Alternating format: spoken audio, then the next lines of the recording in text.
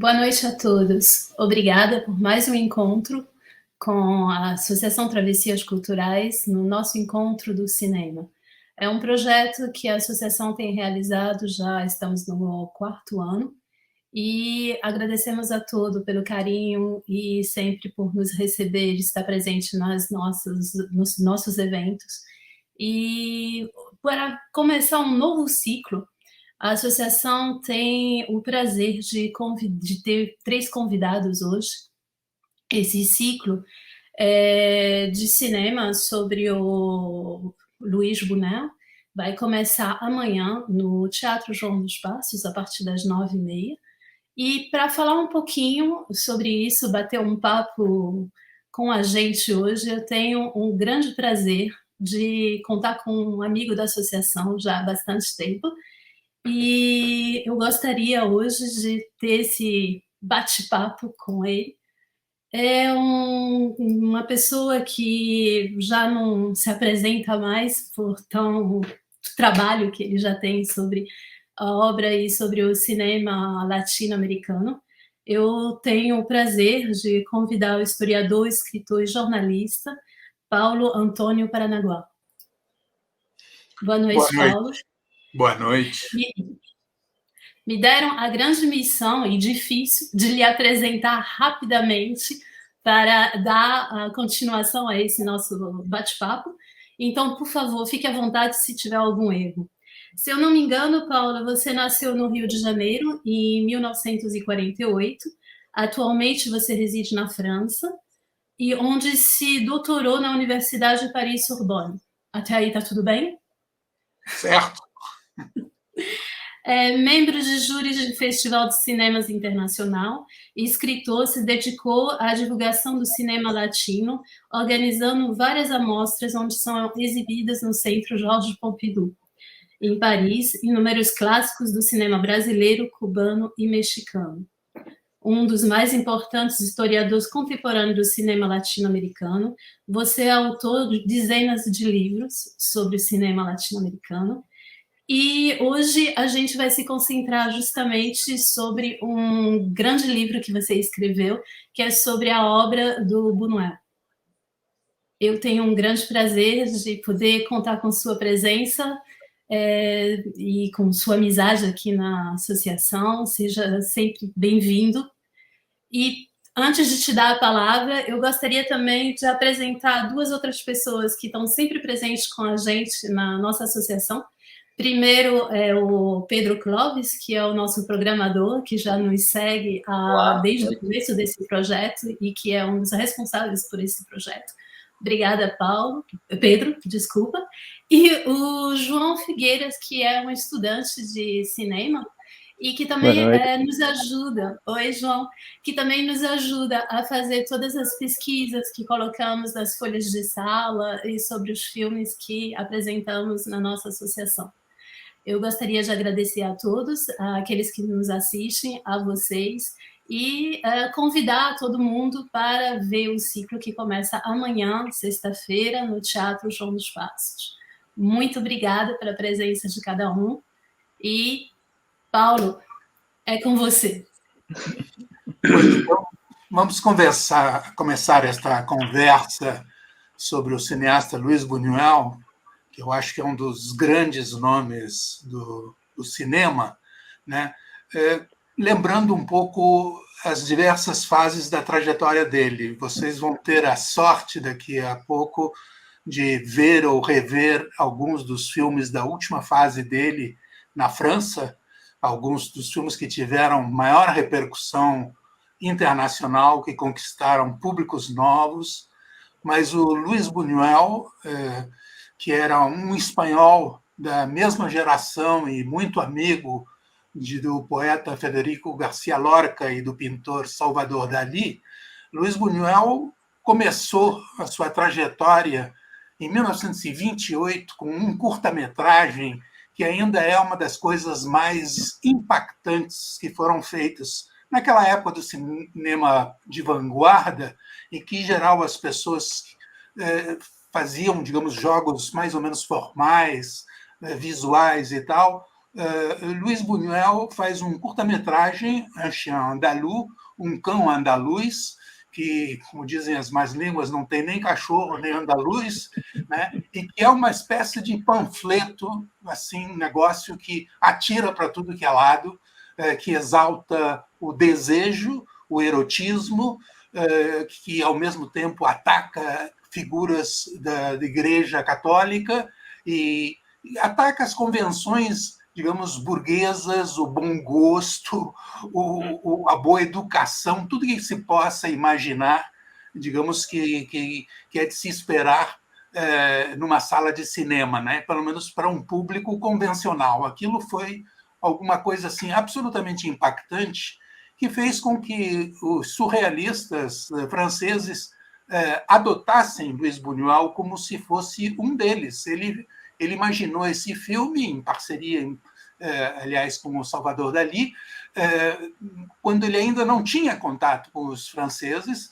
mas a partir desse momento ele aderiu ao surrealismo, e o segundo filme dele, L'Âge d'Or, A Idade de Ouro, de 1930, é um autêntico manifesto surrealista feito em película, né? É um filme que, mais uma vez, exalta o amor louco, o erotismo, que ataca as convenções, que acaba, inclusive, com uma espécie de homenagem ao Marquês de Sade, que é uma coisa absolutamente espantosa para todas as pessoas católicas, né, que fervorosamente católicas, ao ponto de que o filme foi proibido em 1970, ele foi proibido pela polícia e ficou praticamente invisível, a não ser em cineclubes e circuitos meio paralelos, ele ficou invisível durante quase meio século, né? Essa é a primeira fase da trajetória de Luiz Buñuel, nascido em 1900, já era suficiente para que ele estivesse incluído na história do cinema, porque é um marco, é realmente são filmes que continuam sendo títulos fundamentais da evolução do cinema, naquela fase em que passa do cinema mudo ao cinema sonoro, em que, aliás, o Buñuel mostrava já uma invenção formal importante, porque ele foi capaz de dissociar imagem e som e mostrar que ele procurava uma maneira original de aproveitar o cinema sonoro, né? A segunda fase é uma fase já mais obscura, mais difícil. Um historiador espanhol, Román Guberno, chamou de Los Años Rojos, os anos vermelhos. São os anos em que Buñuel tenta implantar na República Espanhola, na Espanha, que passou a ser uma república na década de 30, o embrião de uma indústria de cinema que praticamente não existia até aquele momento. Mas a Guerra Civil Espanhola, de 1936 a 1939, mudou os planos. Luiz Buñuel colabora com a propaganda republicana e, portanto, é obrigado a se exilar. Então, nós temos uma terceira fase da vida dele, da trajetória dele, em que ele está no México. Ele é o país onde ele filmou mais longa-metragens, ele fez 20 filmes no México, dos 32 da carreira dele, portanto, é uma etapa muito importante, a etapa em que ele passa a trabalhar dentro de uma indústria que tem uma série de regras, de convenções, e que ele procurou, de certa maneira, não vou dizer dinamitar de dentro, porque seria excessivo, mas ele mostrou uma certa capacidade, digamos, de diluir as convenções com pequenas irrupções de irracionalidade, de sonhos, de onirismo, algumas coisas mais delirantes. E é uma fase em que, de qualquer jeito, ele fez alguns dos seus filmes mais importantes, algumas verdadeiras obras-primas. Los Olvidados, o filme que ele fez em 1950 e que foi apresentado no Festival de Cannes com muito impacto, o poeta mexicano Octavio Paz, futuro prêmio Nobel, distribuiu panfletos na entrada das salas de projeção em Cannes para entender o filme, porque o filme era, digamos, alguma coisa muito diferente do que se via naquela época. Era a época do neorrealismo. Luiz Buñuel vai e faz um filme nas favelas do México, mas ele não é um neorrealista, ele não faz um filme em que os pobres são bonzinhos e vão para o céu, e que os ricos são malvados e perversos. Tal. Não, ele faz um filme em que a humanidade toda é cruel, é descarnada, tem os seus problemas. Eu diria, inclusive, que talvez a coisa mais nova desse filme, Los Olvidados, não é o fato de ter filmado em favelas, mas de mostrar um personagem de criança querendo fazer o amor com a mãe dele, a irrupção do complexo de Édipo, naquele cinema mexicano em que isso não cabia, né? Era um cinema em que se fazia melodramas ou comédias, mas respeitando um pouco certas regras. Eu costumo dizer que os mexicanos nacionalizaram os gêneros hollywoodianos para adaptar mais ao público local. O Buñuel foi capaz de fazer um filme que, para os próprios mexicanos, foi uma revelação, ao ponto de que certos setores nacionalistas começaram a reclamar: que história é essa desse espanhol que vem aqui falar mal do nosso país e tal. E esse pessoal só reagiu, ou pelo menos conteve a sua raiva, quando o filme foi premiado em Cannes e Luiz Buñuel, de uma certa maneira, para a crítica internacional, ressuscitou. Não se tinha notícias praticamente dele nos últimos 20 anos, não sabia o que ele tinha feito, que fim ele tinha levado. E aí começa uma fase em que há outros filmes importantes. Eu destacaria Nazarim, O Anjo Exterminador, Simão do Deserto, todos os filmes feitos no México, e também no meio Viridiana, um filme que ele fez na Espanha, voltando à Espanha, o que, obviamente, a maioria dos exilados republicanos não estavam afim de aprovar em 1959, 60, em pleno franquismo, né? Foi, curiosamente, os seus velhos companheiros do Partido Comunista Espanhol que, através de uma estrutura de produção modesta e com a ajuda de um produtor mexicano, convenceram Luiz Buñuel de que era interessante filmar na Espanha e tentar ampliar, né, o quadro de expressão possível dentro da cinematografia espanhola naquela época.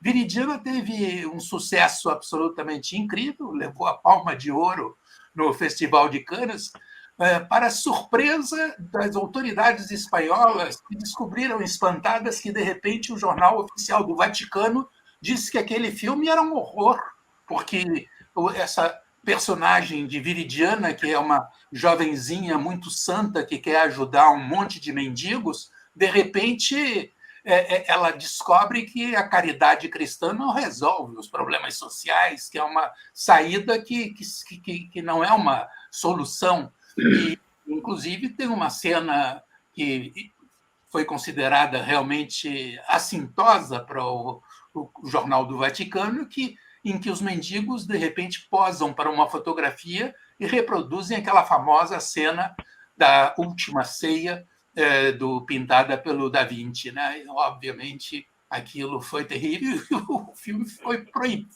Apesar de filmado na Espanha, apesar de ter o roteiro aprovado previamente, como todos os filmes filmados na Espanha franquista, apesar disso, o filme foi proibido. Outro filme que os espanhóis só vão descobrir muitos anos depois. Mas esses sucessos, mesmo que com uma certa dose de escândalo, levaram o Buñuel a poder reatar seus contatos com a França. E ele que, bom, era de uma certa maneira o que os espanhóis chamam, com uma certa ambivalência, um espanhol afrancesado, né? Ou seja, um espanhol com ideias um pouco francesas, o que na época queria dizer as ideias da Revolução Francesa, no caso dele, as ideias do surrealismo das vanguardas francesas, da literatura francesa. Ele conseguiu reatar pouco a pouco os seus contatos, inicialmente com coproduções modestas, depois com um dos filmes que vocês vão ver agora e que eu acho absolutamente maravilhoso, né, que é o Diário de uma Criada de Quarto, que é um filme situado nessa época de 1930, em que o Buñuel justamente conhecia bem a sociedade francesa, né? O filme mostra isso, ele tem uma intimidade com o tecido social, com os personagens de origem popular ou com os personagens burgueses, absolutamente incrível. Então, é um filme que, na sua aparência, é um filme, digamos, de um realismo social, só que de vez em quando entram aí momentos de erotismo, de fetichismo, de perversão, que, de alguma maneira, desequilibram o quadro que, até aquele momento, era mais ou menos harmonioso do filme, né?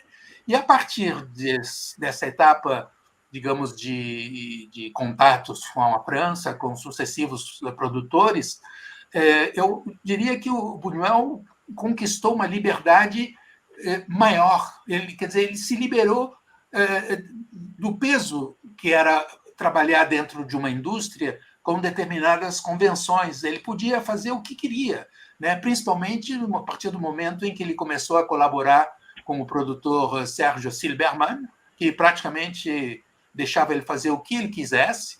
Ele teve a colaboração de um roteirista de talento, que é o Jean-Claude Carrière, que, aliás, aparece num pequeno papel como padre no jornal diário de uma criada de quarto, né? O que não deixa de ser irônico. Um dos filmes, aliás, mais incríveis que o Buñuel escreveu junto com o Carrière nesse período é um filme, A Via Láctea, que não está incluído no programa, mas que está incluído. Ah, que ótimo! Não tinham falado. Que ótimo! Que é um filme em que, digamos, toda uma série de momentos e de personagens da história da Igreja Católica são tratados como se fossem anedotas, né? Como se fossem histórias, né? O que hoje em dia se chama de storytelling, né? E que são tratados com uma certa ironia. E é curioso porque a ironia do Buñuel, de certa maneira, ela é muito menos virulenta do que os seus primeiros filmes surrealistas, mas ela também desestabiliza o espectador, né? Surpreende o espectador. O espectador não sabe mais direito onde ele está, o que o Buñuel pensa. O Buñuel não dá as coisas explicadinhas, mastigadas, como se diz, para o espectador. Ele não procura, ele não tem um recado a dar, ele não tem uma mensagem para o espectador ou para o público. Ele quer incomodar o espectador, no sentido de levá-lo a considerar aquilo que ele está vendo, aquelas imagens, aquelas histórias, com um olhar diferente, né? O Chien Andalou, o Cão Andaluz, começava com o Buñuel cortando um olho, como se tratasse de justamente acabar com aquela visão comum, corriqueira, né? Acadêmica, que o espectador tinha até aquele momento. Eu acho que ele, de certa forma, com a sua ironia, ele continua procurando isso, né? Levar o espectador a se perguntar sobre o mundo que ele tem em torno, sobre as imagens que ele está vendo, sobre as relações entre a realidade e o sonho, sobre a realidade e a imaginação. Por exemplo, um dos filmes que eu acho, talvez, a obra-prima dessa fase, que é O Charme Discreto da Burguesia, né?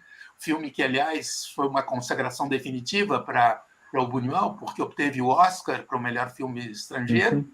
Nesse filme, há uma série de sonhos, uns embutidos no outro, que, então, não se sabe mais direito onde está o começo, onde começa a história, onde acaba. A gente perde completamente o fio da meada, e, ao mesmo tempo, é divertido. Quer dizer, eu acho que o espectador, o público, deve aceitar isso como um jogo, como um estímulo à imaginação e à inteligência dele, não como digamos, qual é a significação, o que isso simboliza, o que representa. Não é assim.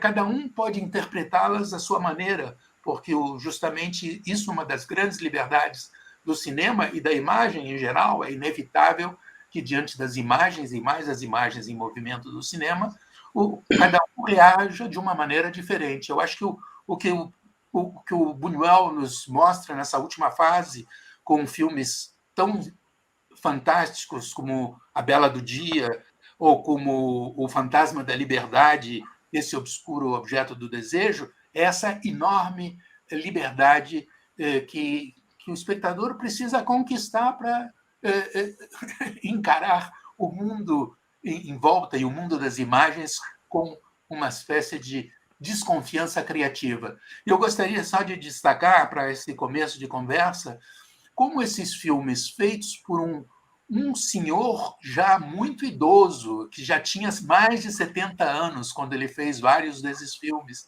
que tinha nascido em 1900. Ele podia ser muito antiburguês e muito anticatolicismo e tudo que você quiser, mas ele era um sujeito que nasceu e foi educado em 1900, nesse início do século XX. Portanto, necessariamente com ideias, digamos, e mentalidades e costumes um pouco antiquados, né, para a década de 70, aqueles anos pós-68. E, no entanto, eu acho que num filme como A Bela de Dia e Esse Obscuro Objeto do Desejo, por exemplo, nós temos imagens de personagens femininos que são absolutamente modernos e que nós podemos ver ainda hoje como desafiadores, né? Que mostram a dominação do patriarcado, do amor possessivo, no caso de Esse Obscuro Objeto do Desejo, né? Um velho que quer seduzir uma jovem e que ele próprio, tão alienado com esse amor possessivo, ele parece que não se dá conta de que a jovem é interpretada, na verdade, por duas atrizes muito diferentes umas das outras. Tem certo momento que, aliás, o espectador esquece esse detalhe, se é que a gente pode chamar isso de um detalhe, né? Mas eu acho que ele mostra, digamos, a cegueira desse velho patriarca que não consegue, né, entender o espírito dessas mulheres jovens, livres, modernas. E o caso de A Bela do Dia também é um filme em que, digamos, a questão da fantasia, da insatisfação, da frustração está muito presente, mas está presente também a dependência das mulheres, né? Diário de uma criada de quarto é a mesma coisa, a dependência das mulheres, sua opressão, são elementos muito fortes nesses filmes que mostram que o Buñuel continua sendo nosso contemporâneo, né? Não é um programa, digamos, para ratos de cinemateca que gostam de filmes antigos, em preto e branco, como dizem os jovens agora. É um programa para pessoas que hoje se veem inundadas por imagens de todo tipo,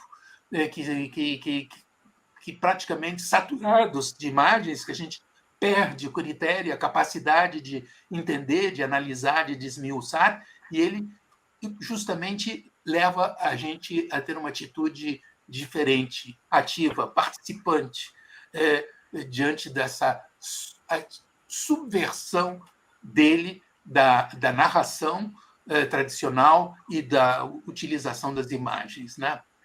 Essas são um pouco algumas coisas que eu gostaria de colocar inicialmente para a gente perceber essa trajetória, digamos, do Buñuel. Para mim, eu acho que ela é coerente, quer dizer, de 1928 aos últimos filmes, mudaram talvez as formas, mudaram a cenografia, os figurinos, as histórias, é óbvio, mas há um espírito de subversão que tem a ver com o impacto do surrealismo no qual ele se formou, que para mim é evidente, né? E que eu acho que torna ele um personagem único na história do cinema, né? Único. Eu acho que é muito difícil a gente perceber uma descendência, né? Ou outros que possam ter o mesmo papel hoje em dia, né? Não sei se vocês concordam. Algo que eu também sempre achei muito interessante no Buñuel é que ele, além de um excelente realizador e argumentista, também era um pioneiro na forma como trabalhava o som nos filmes dele.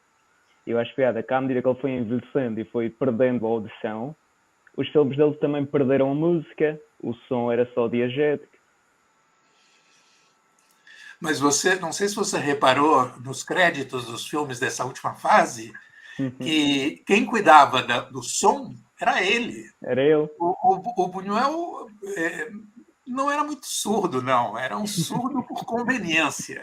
Ele era surdo quando ele não queria ouvir a pessoa que estava do lado. Eu tive um encontro só com o Buñuel, em 1966. Ele estava filmando A Bela do Dia. E eu encontrei em Paris, no Hotel L'Aiglon, em Montparnasse, onde ele costumava ficar. E nessa pequena conversa com ele, eu garanto que nunca tive a sensação de que eu estava falando com um surdo. Ele entendia muito bem. E, aliás, um dos maiores prazeres dele, porque isso os amigos mexicanos dele me contaram, era conversar, era estar com as pessoas, com os amigos dele. Mas, como costuma dizer o cineasta Arturo Ripstein, que é um dos que trabalhou com ele, foi assistente dele nos anos 60, né? O Buñuel era amigo dos seus amigos. Quer dizer, ele se entendia com pessoas com quais ele tinha grandes afinidades, né? E gostava de beber com eles, de compartilhar uma refeição. E, portanto, essa sordeira era uma coisa que ele usava como um recurso para se livrar dos chatos, de pessoas desagradáveis. Mas é interessante isso, é que realmente o Chien Andalou é inovador na utilização do som. O L'Âge d'Or, o Idade do Ouro, também. Né? Há momentos em que, por exemplo, o diálogo dos amorosos, do casal que está num parque tendo uma relação erótica, o diálogo é completamente off, né? É separado. Os personagens não falam, inclusive a boca de um deles desaparece, e, no entanto, a gente ouve o diálogo como se fosse um monólogo interior, quase, ou um diálogo interior. E nos últimos filmes, 50 anos depois, quem cuida do som é ele. Realmente não tem mais música de acompanhamento, né? Mas quem cuidou do som, quem se preocupou em que os sons fossem usados da maneira mais expressiva possível, foi o tal do surdo Buñuel, né? Quer dizer, aqui eu acho que é mais uma das ironias dele, né?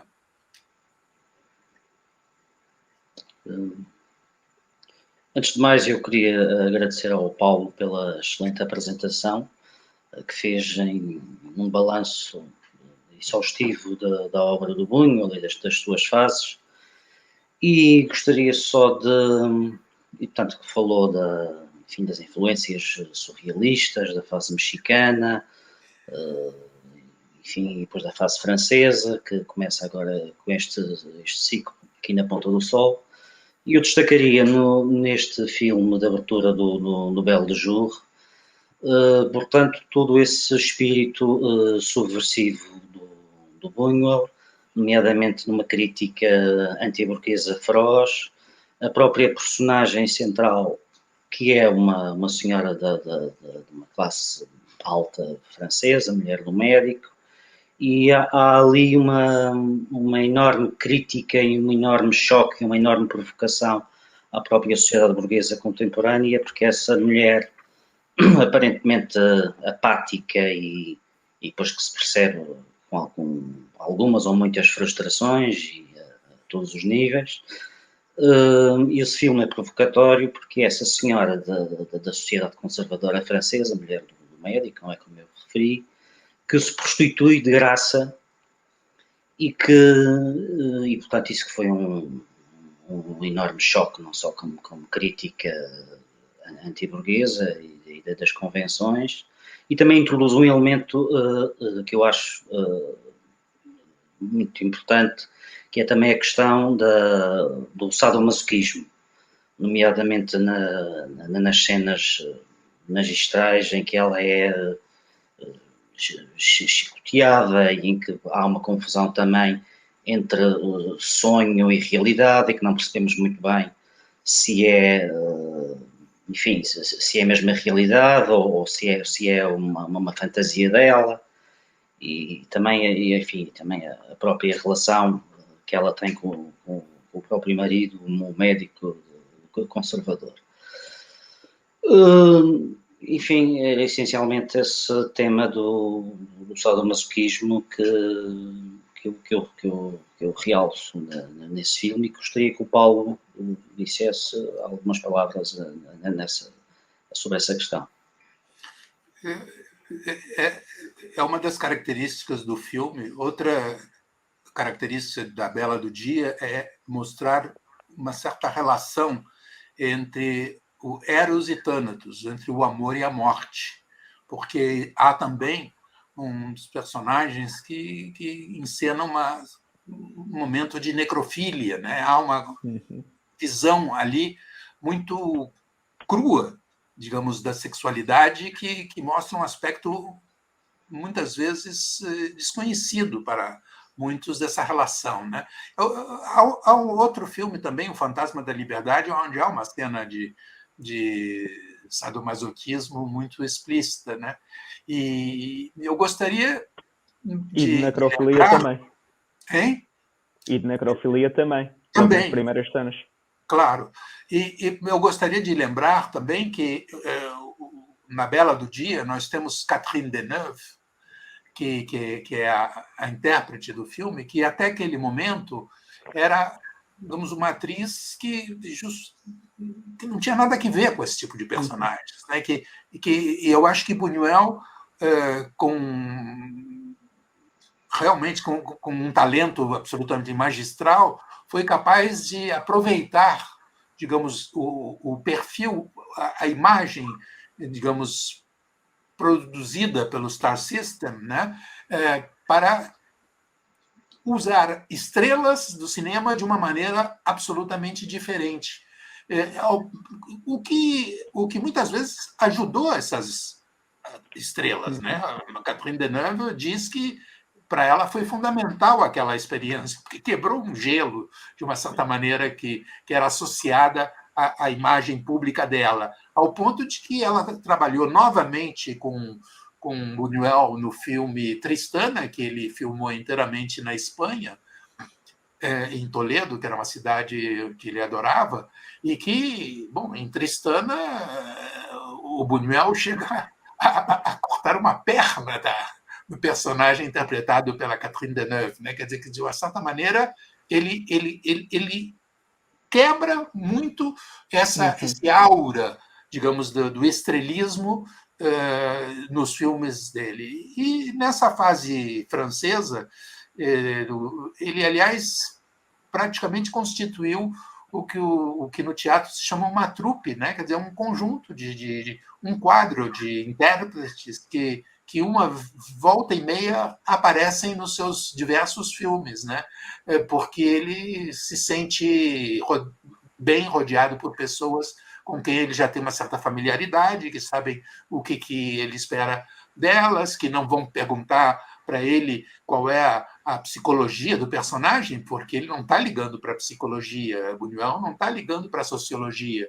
Os personagens podem ser personagens da burguesia que encenam rituais absolutamente vazios, como aqueles justamente dos jantares frustrados, um depois do outro, no Charme Discreto da Burguesia, mas ele não está interessado em pintar nesses filmes uma visão da burguesia. Não é o caso de Diário de uma Criada de Quarto, onde sim nós temos uma visão da época e social muito precisa, muito firme, né?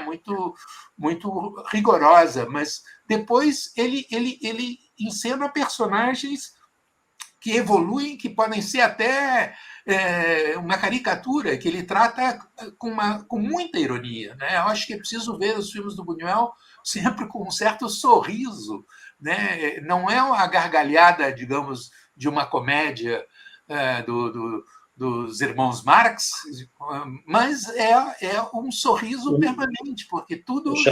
Tem o humor negro, tem muito humor negro. Muito humor negro, sim, certamente.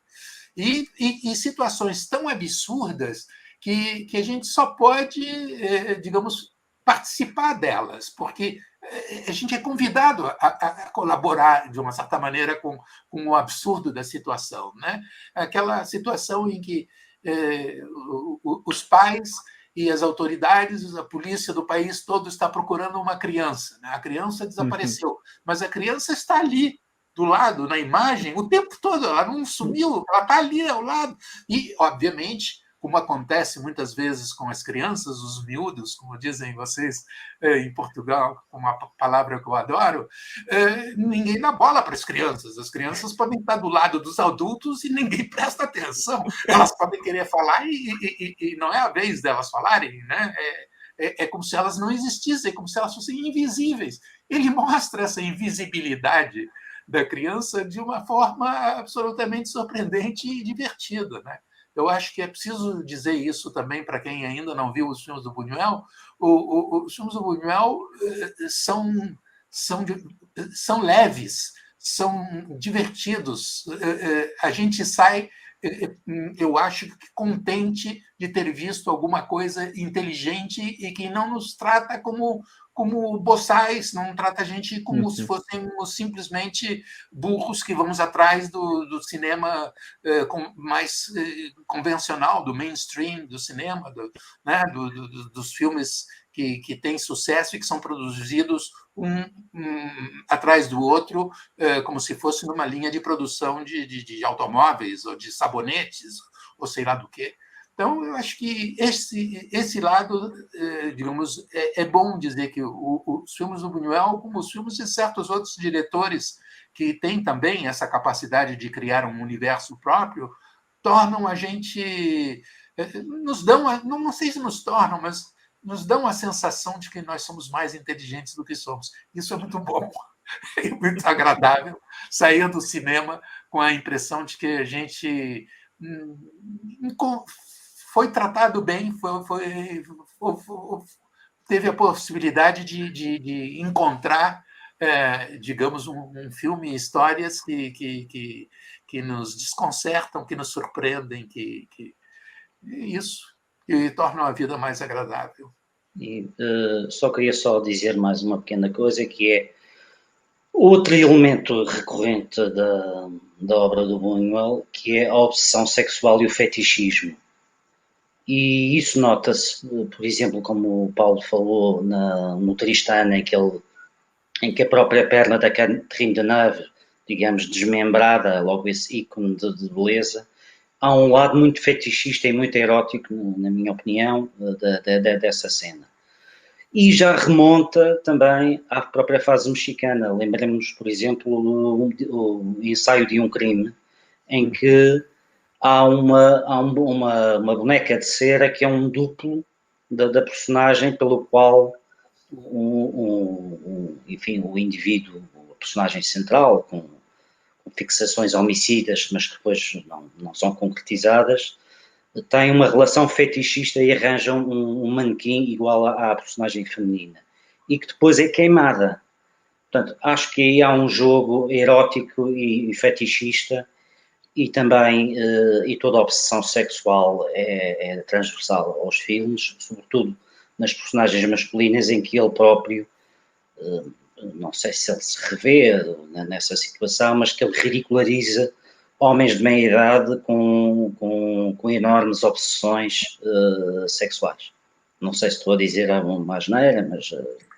Não, o fetichismo do pé está no Diário de uma Criada do Quarto. Né? O velho coleciona sapatos, se não me falha a memória, né?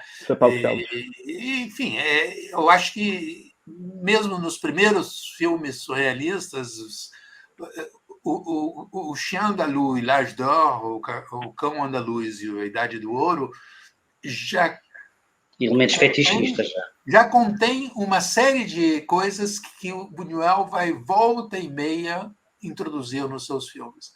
Ele tem algumas obsessões, é óbvio que ele tem uma caixa onde ele guarda uma série de elementos, imagens e coisas que ele recoloca nos filmes de uma maneira muito diferente. Ele, nesse sentido, não se repete, Não é um cineasta que a gente vê um filme e tem a impressão que eu já vi esse filme, é uma nova versão. Eu já vi esse comentário desagradável, às vezes, por exemplo, em Cannes, até diante de filmes do grande Fellini. É o mesmo filme. Não era bem o mesmo filme, e no caso do Buñuel, menos ainda. No caso do Buñuel, eu acho que os filmes são muito diferentes uns dos outros, o que mostra uma grande versatilidade, uma grande criatividade, e portanto, bom, ele, mais uma vez, merece ser visto e revisto. Eu sinto o mesmo prazer revendo os filmes dele que eu tive da primeira vez, ao contrário. Vale a pena, é como um bom livro que a gente tem vontade de reler. Eu acho que são filmes que vale a pena conviver com eles. Eu acho engraçado. Também podemos traçar um paralelo entre, por exemplo, O Charme Discreto da Burguesia e O Anjo Exterminador. Que ambos os filmes são sobre um grupo de burgueses que se reúne para jantar. No Anjo Exterminador não conseguem sair a seguir. E no Charme Discreto eles nem sequer conseguem jantar. Ou seja, é basicamente a mesma ideia, mas interpretada de formas completamente diferentes, com alvos completamente diferentes.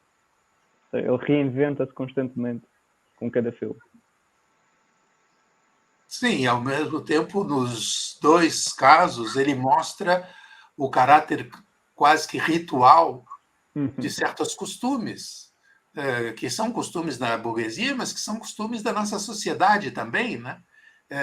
Ele desarma esses rituais, ele mostra, como se fosse um antropólogo chegando de um outro planeta, ele mostra que eles são estranhos, eles não são naturais, eles são coisas completamente artificiais, construídas, e que muitas vezes escondem por trás tensões que podem ser tensões agressivas ou tensões eróticas, enfim, tensões de diversos conflitos de diverso tipo que estão, digamos, disfarçados por todos esses rituais, digamos, da vida burguesa, da vida cívica, rituais religiosos, tudo aquilo que, de alguma maneira, transformou, digamos, a existência urbana de uma maneira que bom, do ponto de vista da liberdade e da imaginação, é problemática. Muitas vezes é problemática. Ela precisa ser repensada, ou precisamos tomar consciência dessa artificialidade, né? De que isso, de alguma maneira, talvez nos desumanize. Né?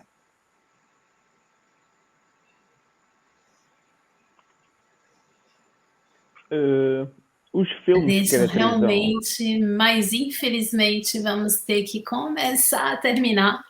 É o meu trabalho, infelizmente, é o chato do bate-papo, é que estamos chegando no final. E por que não fazer um outro bate-papo em uma outra ocasião também? Foi muito gostoso de ouvir vocês. Muito obrigado, Paulo, por tudo que dividiu com a gente. Obrigada, Pedro. Obrigada, João. Eu não sei se alguém quer falar alguma coisa para concluir. João, começamos por você. Eu ia só questionar o Paulo sobre os últimos filmes do Buñuel. Têm uma estrutura mais livre. Você acha que isso deve só à influência do produtor com quem ele trabalhou? Eu acho que, no fim, ele tinha liberdade total, mas essa liberdade começou a surgir, inclusive, na fase anterior. Como você dizia, O Anjo Exterminador é um filme insólito em qualquer parte do mundo. Uhum. Eu acho que, aos poucos, ele, com o sucesso dele, por etapas, né? Los Olvidados, Viridiana, A Bela do Dia, aos poucos, ele foi conquistando maior liberdade. E, a partir disso, ele esqueceu simplesmente que havia uma história única num filme. Tem várias histórias na maioria dos filmes dele. As histórias se ligam quase que por associação livre, né? Então, é um jogo diferente, né? É outra forma de estruturar os filmes bom, ele ganhou porque mostrou que tinha sucesso, era capaz de fazer com talento e chegar a um público diverso, né? Que também é algo interessante, né? Ele não é um artista maldito que gostou da imagem, digamos, de marginalidade que ele tinha no início da carreira. Ele sabia que no cinema ele precisava dialogar com o público, isso era quase que a condição, é uma arte de massas, né? É para isso que o cinema foi inventado. Uhum. E ele conseguiu se expressar, ser original dentro desse quadro. Pedro, mais alguma coisinha para a gente terminar, Pedro? Só queria dizer, venham ao Chão dos Passos ver os filmes, esta fase francesa, e depois, se calhar, mais tarde, faremos uma fase mexicana, quem sabe. Paulo, já é um convite, eu senti no ar um convite para voltar. Paulo. Não, conversar sobre o Buñuel é um prazer, agradeço muito a vocês e viva Buñuel! Obrigado. Realmente foi um grande prazer de ter dividido esse momento com vocês e espero que seja o primeiro de vários. Então, ficamos por aqui. Venham amanhã no ciclo de cinema, até dezembro. Vocês vão ter o prazer de ver realmente todos os filmes que foram citados aqui. E obrigada. Tchau, gente. Muito obrigada.